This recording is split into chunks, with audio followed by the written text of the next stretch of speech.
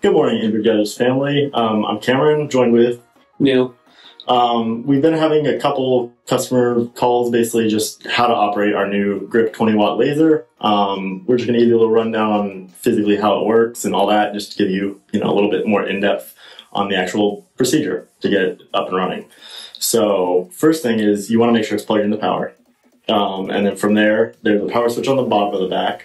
And that will turn on the actual machine, and then you'll see another switch up top, and that is for your exhaust. So included in the box, you'll see this little container that'll go over, wherever you're actually etching. It does come with a protective film, so do be sure to actually remove that. That would go right here. So once you've actually, aligned everything, from there this would cover everything, and then that allows the exhaust vent that's located right about here to actually, take the air in and clean it before it passes out the back. It's not going to be 100% because it's not airproof, but it does diminish the smell by a significant amount. So let's hop right into it. So I'm actually not going to be using this during the actual video just because we want you to be able to see everything that's actually going on here.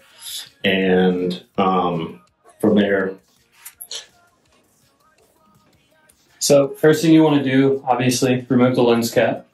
From there, power it on. Takes about a second to boot up.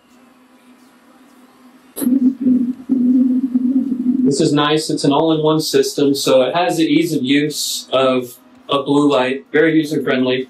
But at the same time, it packs the same power as, the LS1 or LS2.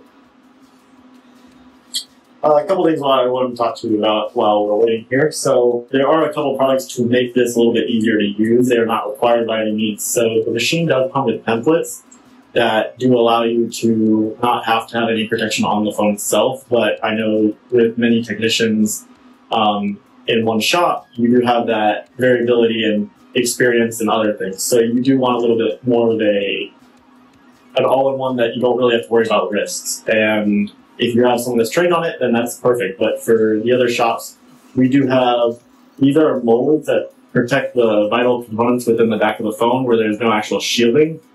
We make them for, I think, all the way up to the 14 series. But if not, look out on our website. They'll be here within 2 weeks for everything that actually does require a laser for the back glass removal.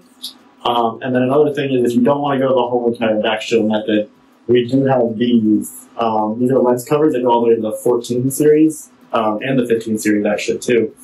They are little covers that cover up the lenses themselves. So I have my iPhone 13 Pro Max here. It's already been etched, but as you'll know, if you just grab the lens cover, find one that fits, and it covers it up just like that. So you don't have to worry about the laser actually nicking the camera and damaging either the bezel or anything like that. Again, even when you've been using the machine for a while, I'd still highly recommend these at least, just because those cameras are expensive, and all it takes is one little nudge of the machine, and then now you got to go replace a $150 camera, and then you're now the message too. So let's get into the actual machine. So the first thing is up top you'll see file, view, edit, all those at the top. First thing you're going to want to do is click any button on the mouse to activate it, and then you're going to want to go to the open, let's say a little folder up top, and then you click on the drawings, and then you select whatever device you're actually trying to work on. In this case, it'll be an iPhone. You'll see that every template kind of has a couple extra numbers after it. So, like, for example, we're going to be doing a 13 Pro Max. As you'll notice, there is 4-ish different templates for it. Each one does something different. So what you'll notice is there are templates specifically just for the camera region where it's more difficult. If you need to go back and just do that area. I think it's number 2 is by default the one that actually has the whole back, and it's the iPhone 13 Pro Max back 2. So as you'll notice, that has the whole entire template. So they'll show everything but the areas you don't want to physically etch. And then, like I said, first thing you want to do when you start the machine, make sure your lens cover is off. I know it gets missed quite a bit, so it's one of those things to look out for. Second thing will be if you hit the F1 key on the keyboard, it will start to preview what it's about to etch. From there, you take your phone in the bracket, and for example, ours is already calibrated, but let's say you can get yours out of the box and it's not specifically calibrated. You're going to always want to make sure that your auto leveling is always focused. So you click the button, and just see the little arm come down. And you do want to make sure it's hitting the flat part of the phone itself. You don't want it to hit that camera bump because then it's not going to be accurate. The paint is directed into the glass, and that's how it's calibrated. So from there, ours is perfectly on, but let's say it wasn't. From there, you use the arrows on the screen with your mouse, but personally it's much easier if you just use the keyboard itself. From there, the up arrow makes the template move up, the down arrow, same as everything. So from there, you kind of want to just align it, basically get it figured out exactly on the phone where you want it. And then once you get it aligned, you just want to make sure it's not hitting any bezels or anything like that. There will be one line that's going to be jumping around on this actual template. That's kind of just connecting the points. It's not to worry about. That's not going to hit those areas.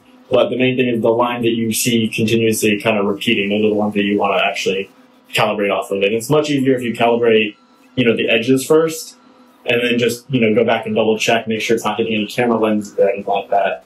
Because the edges are kind of tell you exactly where you need to be. And then from there, everything should be aligned. Right after you align everything and everything's good to go, you can hit the F2 key, which will actually start the etching process. And you'll actually see it start to cut the adhesive itself and the paint.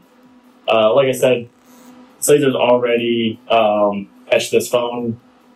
It's just one of those things that we wanted a phone to demo it on, and since we're not actually doing a full backlash removal tutorial, we didn't really mind that it was already etched. Would you like to go ahead and say anything? Yeah, so one nice thing about this laser is it can knock out just about any backglass in a duration of 45 seconds to a minute and a half. I know on some other models, there are times where you'll find yourself having to run this thing more than once just to kind of cut through that adhesive. This will generally take care of it in one pass through. And again, it's very easy to use. It's pretty much ready to go right out of the box.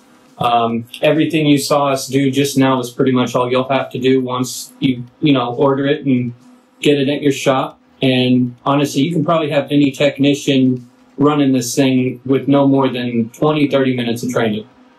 Like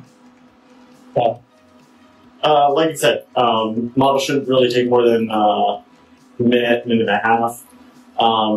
So by default, the power levels on these models are set down very low. So for example, this one is set to 40%. You can change it however you want to accordingly. And then from there, some people like to run at higher wattage. There's more risk at higher wattage, but it cuts better. So again, those are all variables that are really up to you as the customer to independently check and see where you want it.